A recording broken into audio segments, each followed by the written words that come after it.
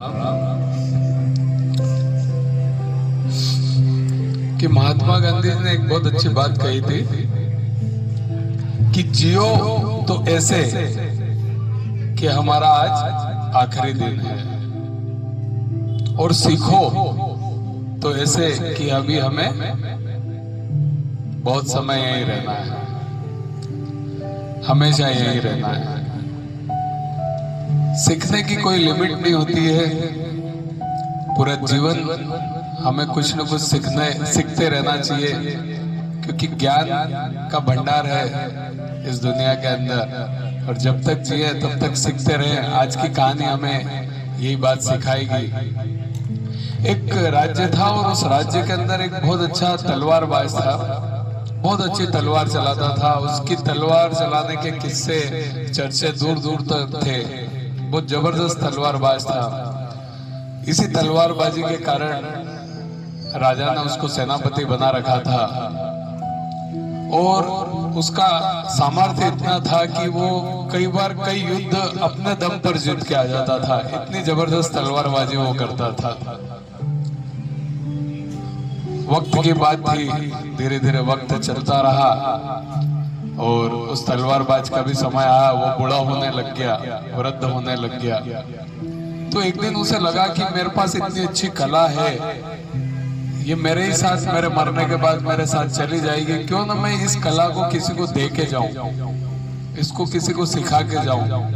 वो अपनी बात राजा के सामने रखता है कि मैं अपनी तलवारबाजी के गुण बेहतरे किसी को सिखाना चाहता हूं, तो आप कुछ लोगों को तैयार करें कि वो इस चीज को सीखें ताकि ये आगे भी जिंदा रहे।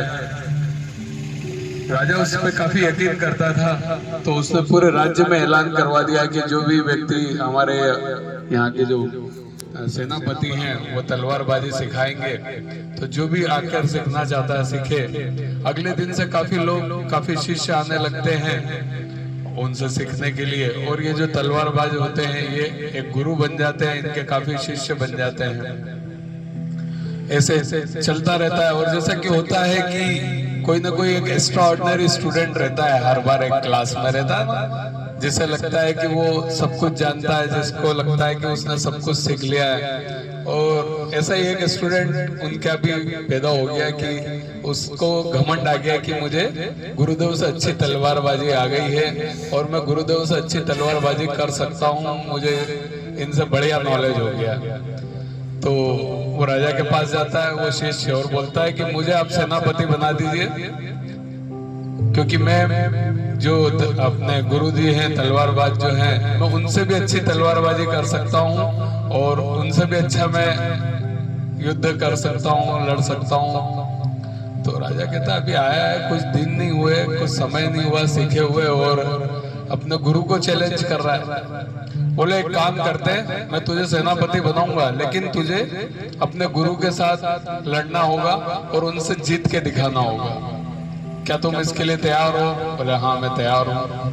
ये खबर वो जो तलवारबाज गुरुजी होते हैं वहां तक पहुंचती है कि आपको वो आपका एक शिष्य है, वो चैलेंज कर रहा है लड़ने के लिए, बोल रहा है, लड़ाई के लिए बोल रहा है। तो गुरुदेव मुस्कुराते और बोलते हैं अच्छा मेरा शिष्य इतना बड़ा हो गया, ठीक है। वो चैलेंज स्वीकार कर लेते हैं। राजा जी घोषणा करते हैं कि 7 दिन के बाद आप लोगों का कंपटीशन होगा, आप तैयारी करें। शिष्य को डर लगने लगता है कि यार गुरुदेव ने मेरा जो चैलेंज है कैसे स्वीकार कर लिया, कहीं कोई ऐसा पेतरा, ऐसी ट्रिक तो नहीं उन्होंने मुझे बताई जिसके दम पे वो मुझे हरा दे। शायद उन्होंने कुछ न कुछ मुझे नहीं सिखाया होगा, नहीं तो इतने बूढ़े हो गए और उन्होंने फिर भी मेरा चैलेंज स्वीकार कर लिया। उसके दिमाग में ये घूमता रहता है कि कहीं ना कहीं गुरुदेव मेरे साथ कोई ना कोई इन्होंने ट्रिक छुपा ली और उस ट्रिक के द्वारा मेरे से जीत लेंगे। वो गुरुदेव को छुप छुप कर फॉलो करने लग गए कि आखिर ये 7 दिन अब करते क्या है। तो गुरुदेव एक दिन क्या करते हैं कि वहां पर जाते हैं, ये जो लोहार होता है वहां पर जाके बोलते हैं कि मुझे एक 15 फीट मियान बनवा दो।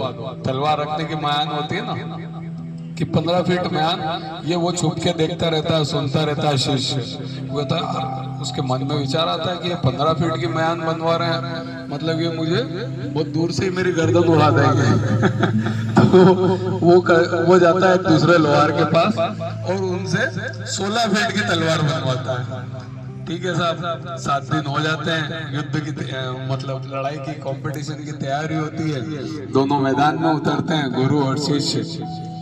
जैसे ही शुरुआत होती है, शिष्य गुरुदेव तुरंत अपनी तलवार निकाल के उसकी गर्दन पे रख देते हैं, और ये जो शिष्य होता है ये म्यान में से तलवारें निकालने में लगा रहता है, क्योंकि 16 फीट की रहती है, जबकि गुरुदेव दिमाग लगाते हैं, गुरुदेव 15 फीट की केवल म्यान बनवाते हैं, तलवार नहीं बनवाते हैं। तलवार तो उनकी वो 2 फीट की रहती है।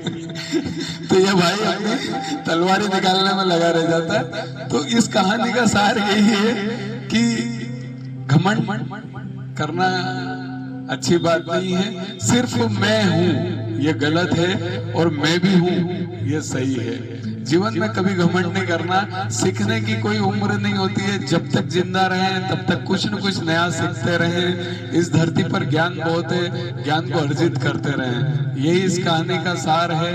क्योंकि हर व्यक्ति को लगता है कि मुझे सब कुछ पता है, मुझे सब कुछ आ गया। लगता है ना कईयों को कि अरे मुझे तो सब मालूम है, मैं तो सब कर लेता हूँ मुझे। लेकिन हर व्यक्ति अपूर्ण है, कोई भी पूर्ण नहीं हुआ है। ज्ञान का भंडार है इस दुनिया में, लगातार सीखते रहे, सीखते सीखते ही कुछ न कुछ नया सीखते रहेंगे, तो इससे जीवन में आनंद भी बना रहेगा और अच्छा भी लगेगा। ये इस कहानी का सार है। तो कभी घमंड न करें और सीखना जारी रखें। चलिए एक सुंदर